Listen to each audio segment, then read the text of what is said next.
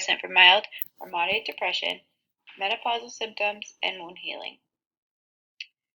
It can increase the rate the body breaks down cyclosporin, decrease effects of digoxin, increase serotonin to high levels with some antidepressants, increase estrogen breakdown, decreasing effectiveness of birth control, decrease effectiveness of warfarin, increasing risk of blood clotting, overall weaken the effects of many other medications.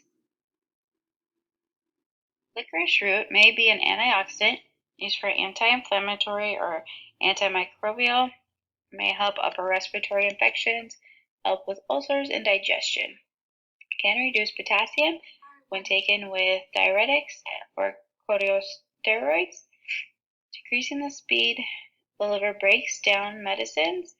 It can also slow blood clotting, increasing risk of bruising and bleeding when taken with anticoagulant or antiplatelet medicines. Yohimbe is used primarily for erectile dysfunction, athletic performance, and weight loss.